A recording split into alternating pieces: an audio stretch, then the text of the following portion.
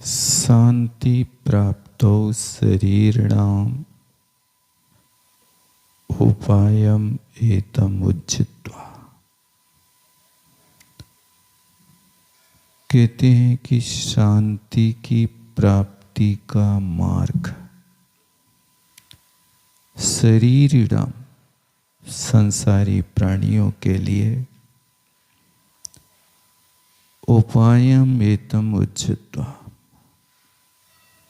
इस उपाय को छोड़कर अन्य न कोई दूसरा उपाय नहीं है। यानी शांति का मार्ग है तो ये व्रताचरण की क्रिया जीव को शाश्वत शांति दिलाएगा। तत्व अभ्यास की क्रिया जीव को शांति दिलाएगा। इसके अलावा और कोई उपाय नहीं है। नान्यः कश्चित् उपायो अस्ति, इसके अलावा और कोई उपाय नहीं। तस्मात् ससेव्या यत्नता, इसलिए उस शांति के मार्ग को यत्न पूर्वक सेवन करना चाहिए। ऐसा आचार्य महाराज बहुत सरलता से सुखी होने का उपाय बताता है। एनम पाठांतर भी है, उपायम एनम उज्जित्वा, इस उपाय को छोड़ करके शांति प्राप्ति, शांति प्राप्ति इति शांति प्राप्ति तस्मिन् शांति प्राप्तो शरीरिणाम शरीरम विद्यते येषां ते शरीरिणः तेषां शरीरिणाम संसारिणाम अन्याः अन्या न कश्चित् कोपि उपायम अस्ति ततः सह प्रयत्नतः सेवनीय, इसलिए उस मार्ग को बहुत प्रयत्न के साथ सेवन करना चाहिए। संसारी प्राणी जहाँ शांति का मार्ग खोजता है वहाँ अशांति हाथ लगती है। अब होता ये है कि उसको सही मार्ग नहीं मिल रहा ना। अब वो जिस भीड़ में चल रहा है वो भीड़ तो वहीं भाग रही ना। ख्याति पूजा लाभ की ओर सारी दुनिया की दौड़ है। और जहां शांति का मार्ग है उसके प्रति कोई रुझान नहीं है। इसलिए उपदेशदाता भी सही मार्ग अन्वेषक नहीं मिल रहे। एक महानुभाव बोले कि एक महाराज कह रहे कि तुम खूब कमाओ और खूब दान करो तो क्या हमें शांति मिलेगी? तो हमने उनसे कहा कि पूज्यपाद महाराज ने तो कहा कि जब है नहीं है तो काहे को तुम देने की चक्कर में हो। ये तो उन लोगों का लक्ष्य है स्नास्यामीति विलंबते, मुझे स्नान करना है इसलिए कीचड़ छपा लो, मुझे दान देना है इसलिए कमाई कर लो।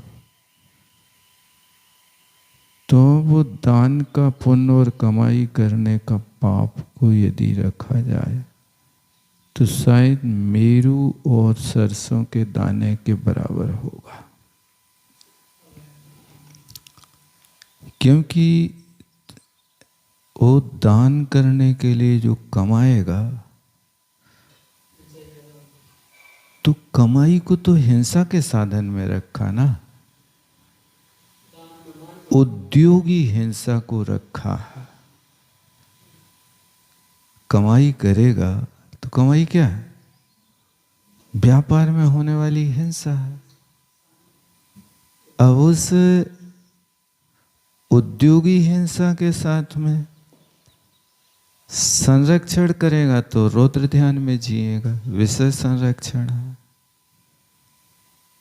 और दान करेगा तो बड़ा मंच खोजेगा, वहां करना है। गुप्त भंडार में डालेगा तो 10-20 रुपया डालेगा, और बड़ा मंच होवे तो 2-5 करोड़ की बोली ले ले। यानी कुल मिलाकर के जिसको शांति का मार्ग बता रहा है। अभी भोपाल के एक महानुभाव आए, बोले महाराज, सागर जी ने एक व्यक्ति को 5 करोड़ के लिए तैयार किया, दान की घोषणा हो गई, सम्मान हो गया। अब 6 महीना बाद वो मिट गया कि हम तो नहीं दे पाएंगे। अब इस परिस्थिति में उनके घर में इतनी अशांति का वातावरण हो गया कि तुमने अपनी जो जीवन भर की कमाई थी वो भूल दी, अब आगे गुजारा कैसे होगा? तो ये शांति के मार्ग को सही उपदेश देने वाले लोग भी आज के समय में नहीं है। वहां पर भी कह रहे स्नाश्यामी थी विलंबती, जब नहीं है तो देने की क्या जरूरत है, भावों से काम करो। और यदि तुम कमाने के चक्कर में लगे हो तो इसका मतलब है कि तुम्हें आगे की पंक्ति में अमीरों की गिनती में आना, और व्यक्ति इसी में दुखी है। नागपुर में 2013 में अजय श्री का आहार एक व्यक्ति के यहाँ नहीं हुआ, तो हमारे पास आया। अजय श्री से अच्छा जुड़ा हुआ व्यक्ति था, और अजय श्री का आहार नागपुर में जिसके यहाँ होता था तो अच्छी राशि दान में देते थे, करोड़ 50-50 लाख। उसने 17 दिन चौका लगाया, अजय श्री का आहार नहीं हुआ। तो 18वें दिन हमारे पास आकर के संकल्प करता है कि जब तक मैं इतना पैसा नहीं कमा लूंगी कि अमीरों के आगे ना बैठ पाऊं, तब तक मैं अब अजय श्री के लिए चौका नहीं लगाऊंगा। ऐसा उसने संकल्प कर लिया। तो ऐसे भी लोग होते हैं जो उस पैसे के चक्कर में बहुत बड़ी हानि कर बैठे, बहुत बड़ा पाप कर बैठे। अब मैं चौके नहीं लगाऊंगा, ये कितना बड़ा अनर्थ हो गया। मैं उनके पास तभी आऊंगा जब मैं इतना कमा लूंगा। ये सब अनर्थ भरे विचार होते हैं। इसलिए कहा शांति प्राप्ति है, शांति की प्राप्ति का मार्ग। एतम उपायम उज्जित्वा, इस उपाय को छोड़कर दूसरा है ही नहीं। अब या तो इन प्राचीन आचार्यों की बात को स्वीकार करो या वर्तमान के उपदेशकों की बात स्वीकार करो। क्या करें यहाँ पर?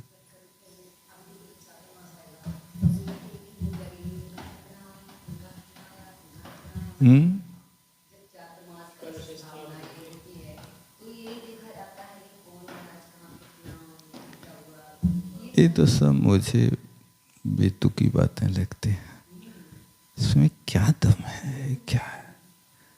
व्यक्ति अपनी शक्ति के अनुसार करे सो करे, नहीं करे तो ये कोई खास बात।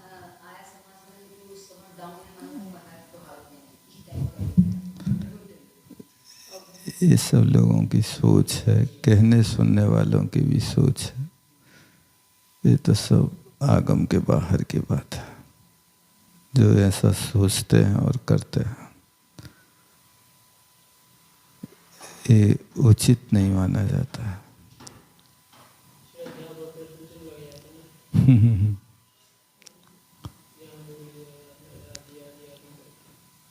ये सब चक्रों में पड़ने नहीं चाहिए।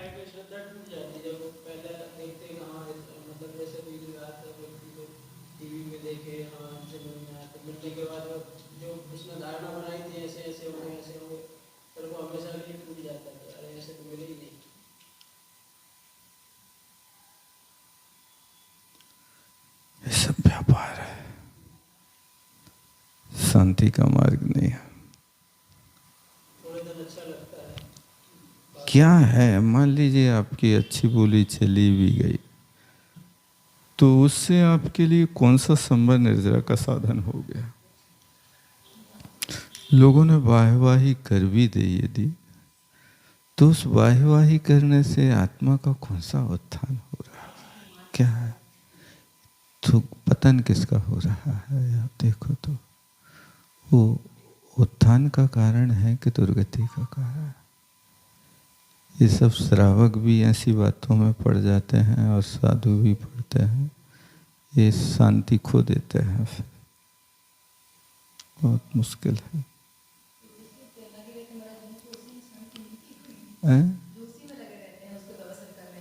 हाँ, ये सब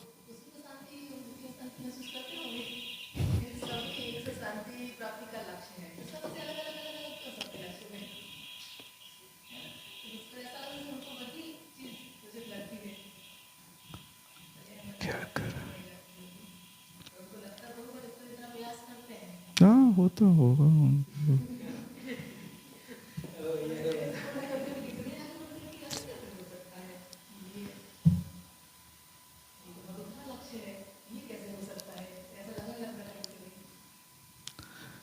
वर्णी जी ने लिखा है,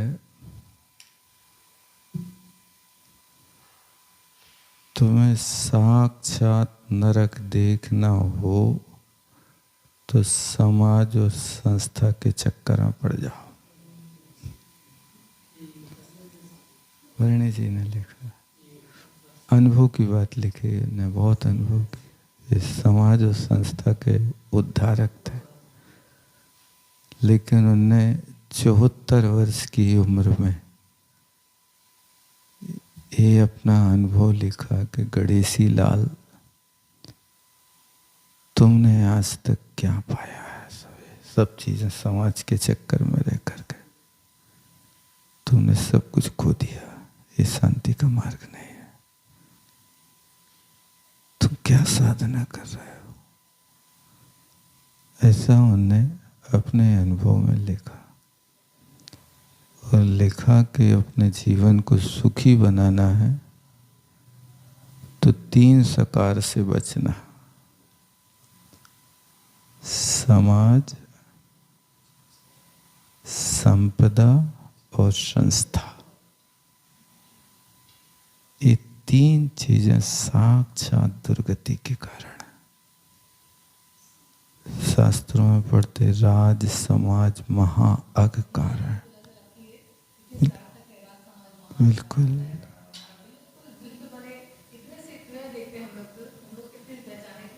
अभी कल बता रहा था, कोई नागपुर से आया तो बोले एक श्रेष्ठी से कमेटी के लोगों ने उधारी मांगी, 2 करोड़ की उधारी। वो आचार्य महाराज के सामने लड़ गया। इतनी भयंकर हो गई स्थिति, मुश्किल हो गया। आचार्य महाराज को कहना पड़ा, है क्या करते हो तुम लोग? घबरा गए। अब पैसा बोल दिए, मांगो तो दुश्मन बन जाओ।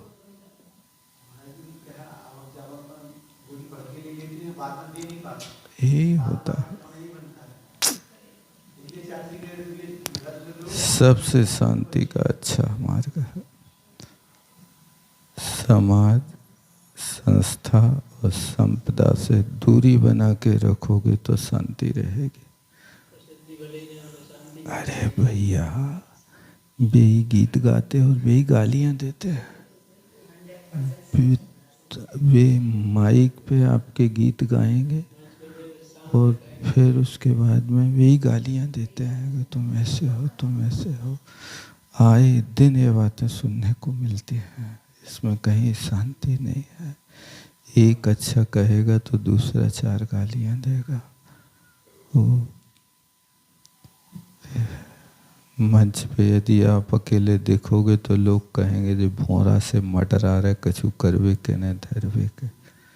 ऐसा लोग आके कहते हैं। ये है बोले अपन तो भैया अच्छे हैं, पीछे खड़े खड़े भले ही धूप में खड़े होकर देख लो, लेकिन मंच पे फोटो उतरती है तो लोग कोसते हैं। इन्हीं के बाप को मंच है।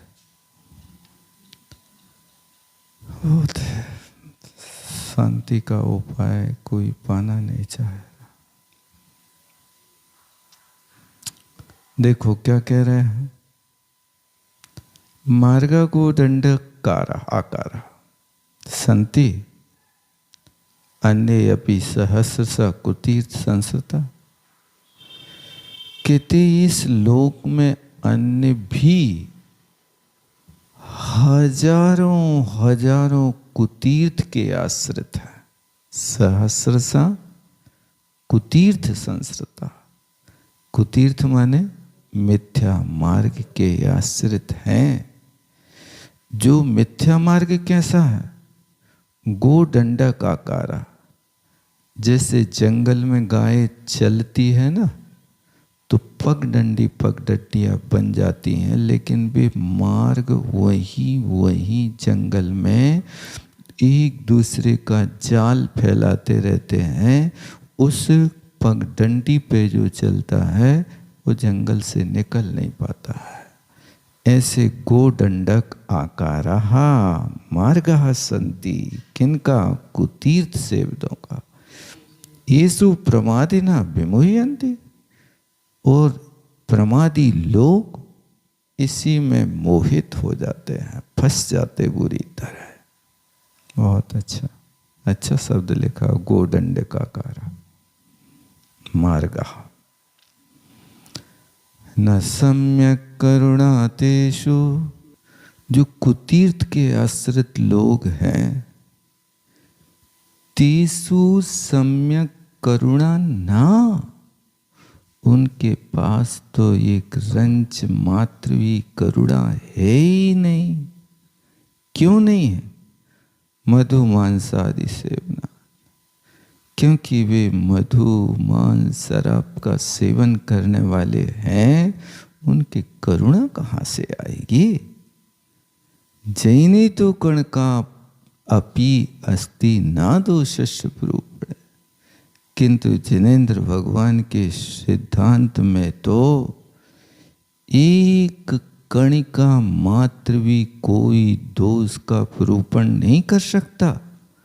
ये तो क्यों? सम्यक करुणा मिलेगी तो जिनेंद्र भगवान के मत में मिलेगी, अन्यत्र नहीं मिलेगी। इसलिए त्याज्यम एतत् परम लोके यत पीड दिवाच्छोद। भैया लोक में इनका त्याग करो। और ऐसी लोक मूर्ता है कि लोग देवाच्छोदा आत्मानम यत पीड। देखो लोग दिन में तो भूखे रहते हैं, देवाच्छोदा दिन में, क्षुधा से आत्मानम अपनी आत्मा को प्रपीड पीड़ित करते हैं। और रजनी भोगते हैं, और रात्रि में वे खाते हैं, इसी को धर्म मानते हैं। सुबह बेचारे भोले व्यक्ति अर्जितम शुभम गम्यति। अब जो दिन में उपवास करके पुण्य कमाया था, सो रात में खा लिया, सो सारा पुण्य क्षय को प्राप्त हो गया। क्यों? रजनी भोगते रात में खा रहे हैं। ये विपरीत मान्यता हो गई। दिन में खाना था, रात में त्यागना था। अब वो दिन में त्याग रहा, रात में खा रहा, ये विपरीतता हो गई। निशि भुक्ति अधर्मो यई, निशि भुक्ति अधर्मा, ये रात्रि भोजन तो महापाप है, अधर्म है, इसमें कभी धर्म हो नहीं सकता।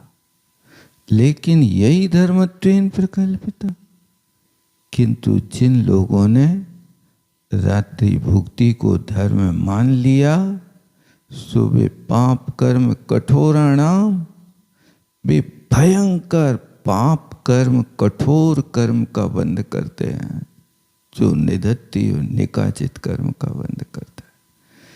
तेसाम दुखम प्रबोधनम, उनको तो स्थायी दुख होता है ऐसा समझना, जो रात्रि भुक्ति को धर्म मान करके कर रहे हैं, वे घोर पाप के गर्त में गिर रहे हैं।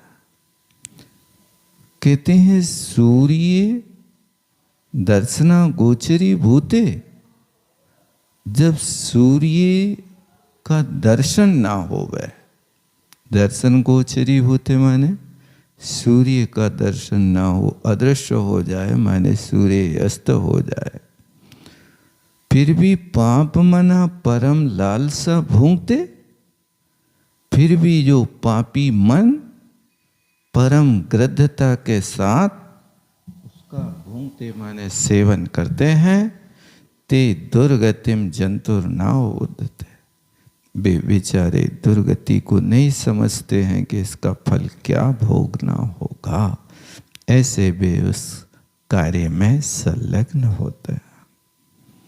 मक्षिका कीट के सादी, रात्रि में भोजन करते हैं तो मक्षिका, मक्खी गिर जाए, कीड़े गिर जाए, केसादी आ जाए, तो ये भोजन के साथ इन सबको खा जाते, भक्षते खा जाते हैं। उत्तमा पटल संचन्न, अंधकार का इतना सघन फैलाव हो जाता है, जिससे सच्छन्न माने कुछ भी चीज दिखाई नहीं देती, सब ढक जाता। पाप बुद्धि ना चक्षुषा, ऐसे पाप बुद्धि लोग जो चक्षु से कुछ नहीं दिखता, ऐसी रात्रि में भोजन करते हैं, समझ लो वे लोग डाकनी, प्रेत, भूत आदि कुत्सित प्राणियों के साथ खा रहे हैं, रात्रि में नहीं खा रहे, क्योंकि रात्रि में डाकनी, भूत, पिशाच आदि घूमते हैं, सो वे भी तुम्हारे साथ आकर के तुम्हारा भोजन झूठा कर जाए, तो तुम्हें कौन आंखों से दिख रहा, क्योंकि अंधकार है। 3 भवेत इन रात्रि भोजनम कृत है, यानी जो रात्रि भोजन करता है उसने ये सब के सब काम प्राणियों के साथ भोजन कर लिया। सार में या कुमार जारप, हाथ में खाता है, बलवते बल्व धातु खाने अर्थ में आती है। सो उसने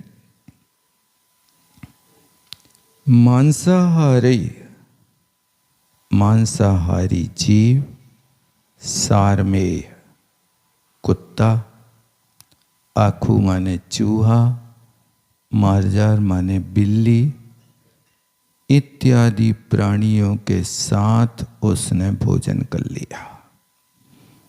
क्योंकि अब अंधेरे में कुछ दिख नहीं रहा, कुत्ता आके तुम्हारी थाली चाटता रहे तो कुछ पता नहीं, आखू चूहा आ जाए, बिल्ली खा जाए साथ में, तो ये सब दोष उनको लगते। ये मांसाहारी प्राणी हैं, ये दिख जाए भोजनशाला में तो दोष है, लेकिन ये तुम्हारी थाली में खा जाए तो महादोष।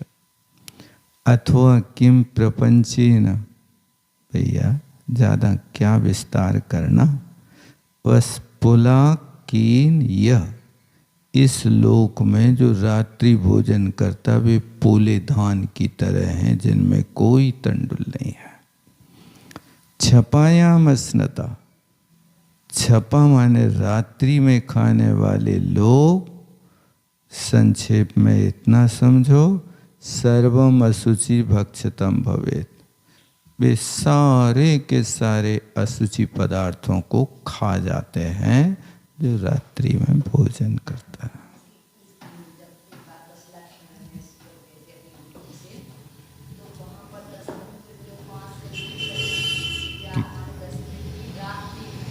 क्या?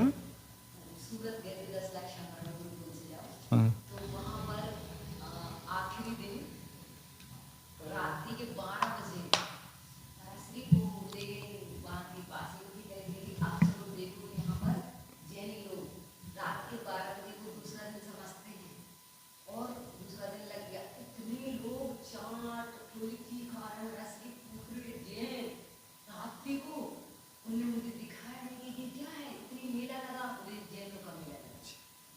हाँ तो वे अब तारीख बदल गई ना, उनकी तारीख बदलती है तो वे अलग अलग प्रकार की परंपरा हर देश में चलती है।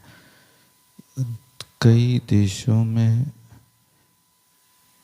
विदेशी परंपरा ज़्यादा आ गई और उसका प्रभाव यहाँ भी पड़ रहा है। गुजरात में तो इतना भी होता है कि उनकी बच्चियां यदि किसी लड़के के साथ घूमे बैठे हैं कमरे में आए तो माँ बाप को कोई ऑब्जेक्शन नहीं होता।